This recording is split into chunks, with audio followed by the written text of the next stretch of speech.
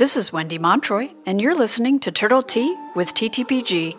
We're bringing you bite-sized turtle and tortoise species, care, and husbandry info. This show is brought to you by the Turtle and Tortoise Preservation Group, whose mission is to ensure the survival of the world's turtles and tortoises through captive breeding.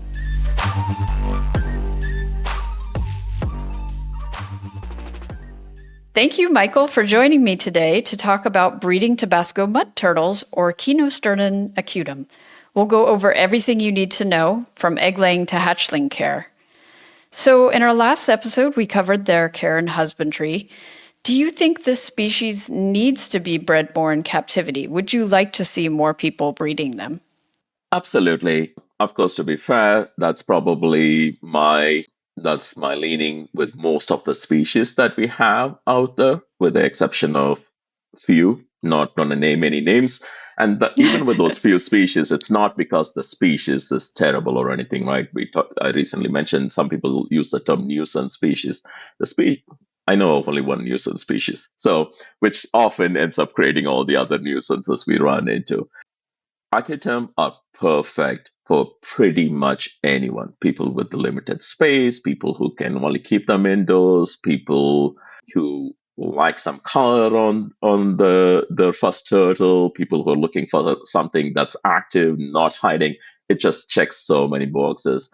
And it's a much better fit for so many folks who are just getting started with turtles, as opposed to a cheaper species that ends up getting very large, ends up stressing them out because they need to keep upgrading the enclosure.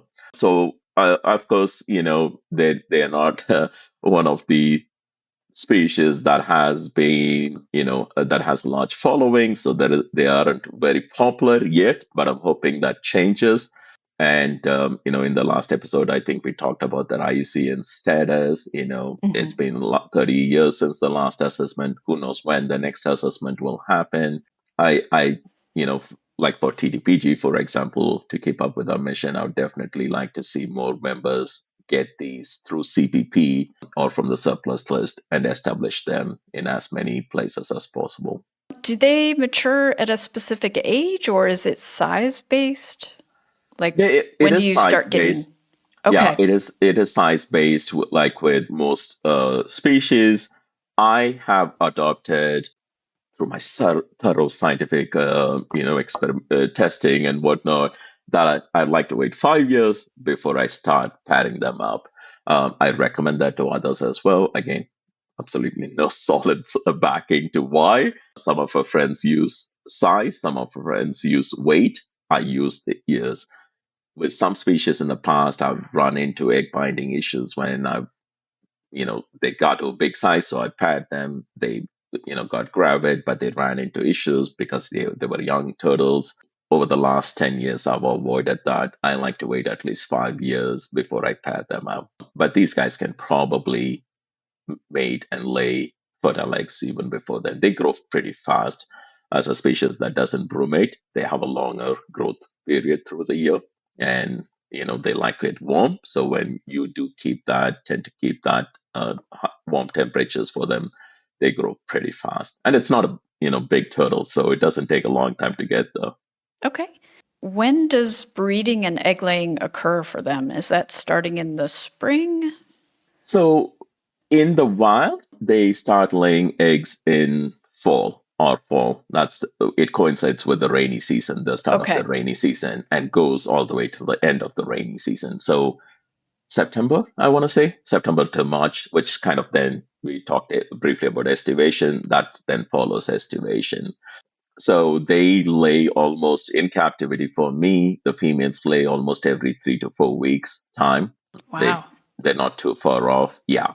And they will lay 1 to 2 eggs, but I've gotten clutches of 3 eggs in the past.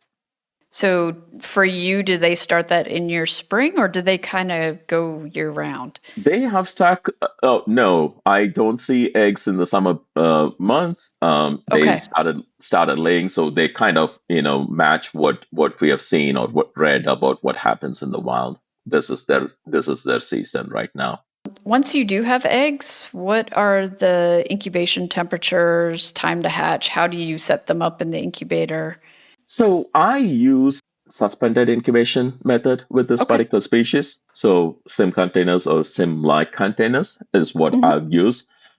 My very first clutch that I incubated like any other aquatic turtle, eggs directly in the substrate, but I ended up keeping the substrate too moist. This particular species, the eggs will go bad if you keep them, or at least in my experience, if you keep them in very moist substrate, like even the 1-to-1 water to substrate ratio did not work for me.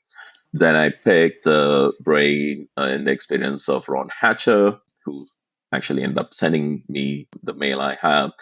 And he used I think he uses aquarium filter media as a barrier between the moist substrate and the egg. So that's where I kind of like, well, I'm too worried about the egg rolling and stuff. So Yeah. I decided to try the sim containers, and that ended up working out great for me. Great. So once you've got the eggs, I'm sorry, you may have said this. How long does it take them to hatch? Oh, no, actually, I did. Well, so this is where my ability to set up eggs and ignore them for almost up to a year comes in really handy. So the eggs can take, or I think the documented period is about anywhere from 90 days to, gosh, 180 days, 190 days, something like that. Wow. Yeah. So it varies with moisture levels, the temperature, of course, but also with the moisture level, they can get into a diapause and resume, Mm. growing. And so one of the things I've done, again, thanks to friends from TPG, Ronnie and Paul and many others, when I first get the egg, I take them from the enclosure. I probably can just leave them in the enclosure itself, but during the egg laying season, I keep moistening the sand in the egg laying area. So I remove the eggs and I keep them in a totally dry substrate. Whether it's perlite or vermiculite, I'll leave the eggs for 7 to 14 days in dry substrate, absolutely no moisture.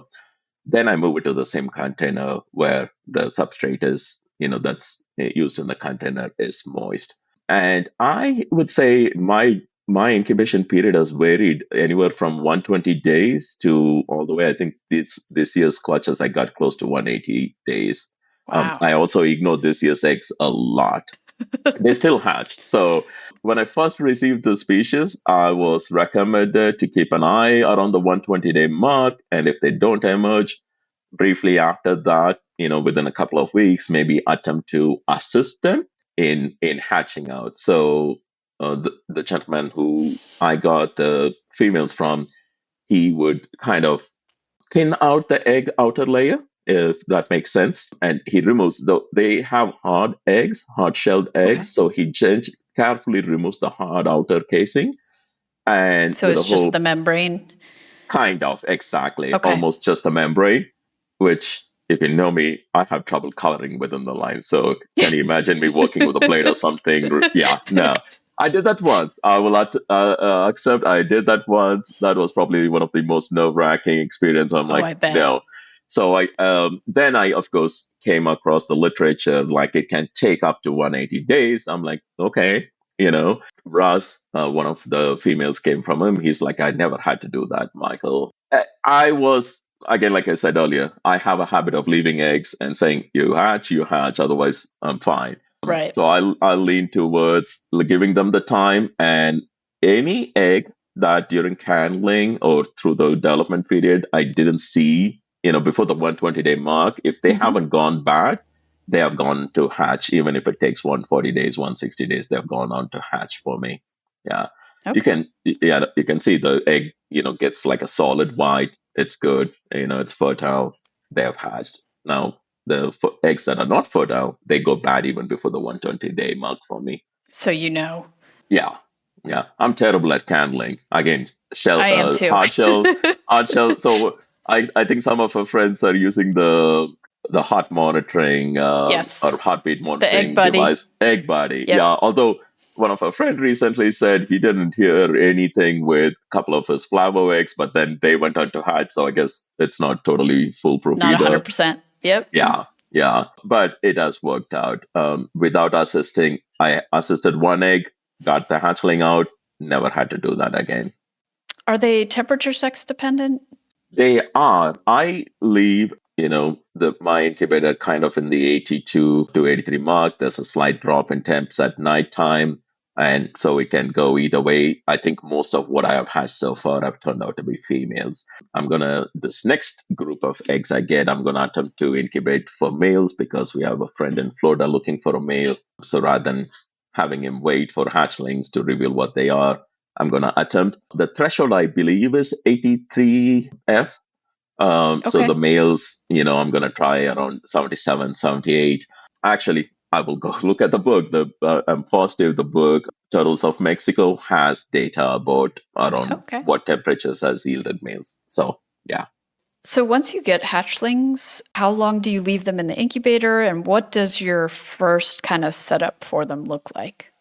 Mud turtles and musk, assuming you're not, like pulling the eggshell out and all that, these guys typically explode out of the egg when they're ready, absorbing the egg sac. So I think there was one hatchling, probably the one I had to look back at my notes, the one I assisted probably, but I prompted it to emerge, where it had a little bit of egg sac. So I kept it in moist moss for a few days, I think up to a week, and then moved it. Everyone emerge as if they've just completely healed up. The belly button is completely healed up.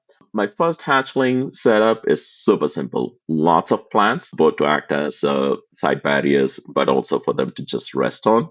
No basking log or anything for the first couple of months. Just water that's deep enough, like 2 or 3 times their shell length, and no heater. Again, I don't use any supplemental heat, and no basking light there on them either for the first 2 months. Just keep the water warm, feed them almost like some of our friends, start the box turtles. I Hmm. feed them, I focus on getting them to eat, and they just grow. I've not seen another species where the hatchlings grow as fast as these guys do. Do they take to pellets right away, or does that take some work? Right away. Again, Wow. that's one of the other reasons why it's perfect for beginners who are like, still getting the nuances, or like, no, Yeah. I don't have a feed stove where I can get worms or other things. Pellets, Zomed hatchling turtle pellets, they take to it like within a couple of days once I move them to the water. Wow. I've never used freeze dried or blood worms of any sort with these guys. Lot of species I have to start them on Bloodworms bloodworms or, yeah. before I move them to something else, or I have to hold out for quite a while. These, it's like they were born to eat pellets. It's ridiculous. Wow. I think that's another mark in their favor for keeping them. Absolutely, yeah. So are you feeding them daily when they're younger? Yes, only because I'm already in the room feeding other, hatchlings. So I'm like, okay, fine. They're cute. I don't know if I've shown you hatchling pictures. They're No, you have to adorable. send me pictures. Yeah, my son was looking at it like, that thing looks funny. It's got such a big head, and they do kind of have a big head. So they're so cute. I'm weak. I feed them. But like I mentioned, they do grow fast. So, but I'd still feed them every day for the first couple of months, and then probably switch out to every other day feeding. Do you keep them in groups or singly as I do. hatchlings? I do keep them in groups. They get along.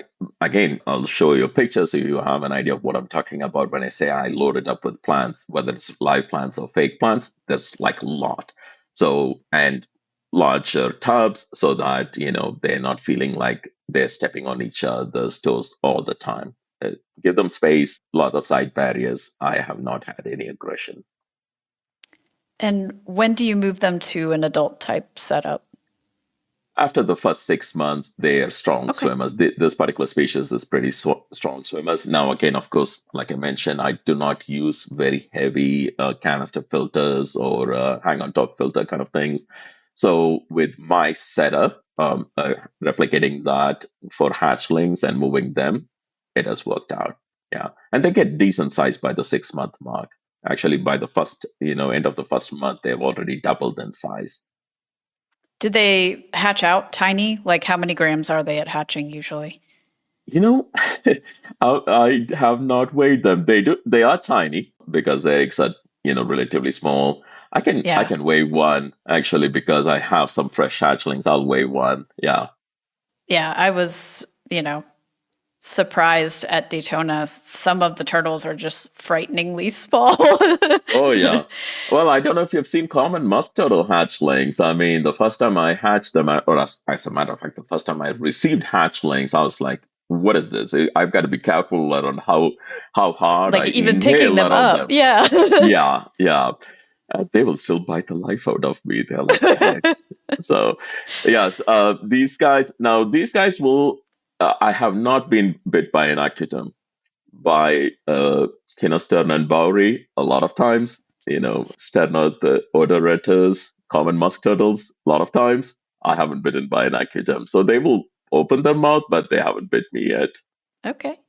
Do you have any notes on hatchling care or behavior, anything that we've missed? No, these are, again, I do not use the basking like this species does bask.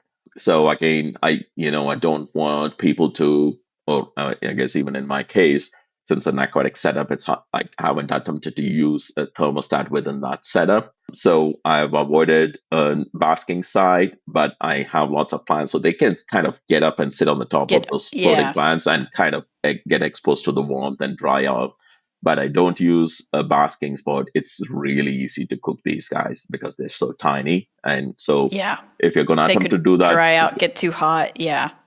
yeah, yeah. Well, and if somebody's keeping the water cold, right, and then the animal might end up staying out in the land area longer, potentially overheat, something to be careful Hmm. about. But a lot of our friends who use or who raise diamondback terrapins, if you look at them, they do not provide basking spot initially, clean water, and they're focusing on getting it to the point where it starts shedding, and then they're introducing that.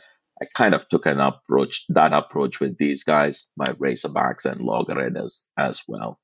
So, if someone wanted to get started with breeding this species, where do they start? Like, if you get a group of hatchlings, you're looking at 4 to 5 years before you're going to start getting eggs from them. Does that sound right? Right. I think I mentioned it. I personally do not introduce males and females up until they're 5 years old. I recommend that Okay. to others as well. But with the rate at which they grow, people can easily get them to breeding age in 3 years, 4 years time. Yeah. And of course, like with any other species, I recommend looking at the lineage of the bloodline. Thankfully, we know that many of the animals we can trace them back to the founding groups, the wildcard groups. My group or my hatchlings came from a group that was originally wild caught animals. And then since then, I've added another wild caught female from a friend who had it a long time, a wild caught male. So we'll continue to keep track of that as we move hatchlings around, especially CPP. We share that info with people who get the hatchlings so that they can attempt to get animals from other bloodlines and put together a diverse group. Yeah. Yeah, it's always good to have unrelated animals if you can. I know we talked a little bit about the demand for babies of this species. Are you seeing that increasing now? I don't know why there wouldn't be. It sounds like they are amazing as far as care and they're attractive too. So, Well, yeah, that's part of the educating and sharing like what is available, right? So as people are seeing these at shows or now thanks to you, this video, hopefully it's part of it is becoming aware of what is available. And some of the breeders they don't ship, so which means you're running into these at a show, otherwise you're not seeing them. Or there's not a whole lot being hatched, so they get sold at a local show and they don't even make it their way to a surplus list or any of the websites, so people are not becoming aware, don't have an opportunity. I anticipate that's going to change in the next few years, because people who have them and are hatching them are having greatest success. They are one of the least complicated species I've worked with. Again, except for the part of incubating the eggs using, a short dry period, they've been super easy. You'd absolutely have to do nothing to get the male and females to start getting interested. You don't have to play Michael Bublé for them. They do. They just go. So it's been super easy. So I think any of our young members, TDPG members who are getting them either from the CPP or the surplus list over the years, I think if they stick with it, they're gonna be very successful with the species because it does not pose any challenges, in my opinion. It sounds like just a fantastic species to start with if maybe you haven't kept or bred a lot of species and you want to maybe give it a try. It sounds like they would be amazing to start with. Absolutely. Yeah. All right. Well, thank you so much for joining me today. And for our listeners, be sure to catch our next episode about Chaco tortoises. If people have questions about breeding Tabasco mud turtles, where can they find you? These days, when it comes to social media, the TDPG group seems to be the only place I'm talking, or on my own page, Shell Friends, because I'm spending very little time. But email is a great way to get in touch. I'm always happy to answer questions. I would love to see more people get involved with the species. And if you have questions about any other species I keep or breed, happy to talk. Support@shellfriends.com is a great way to get in touch. Great. Well, thank you so much.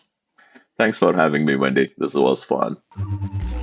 Thank you for joining us for Turtle Tea with TTPG. Be sure to subscribe so you don't miss out.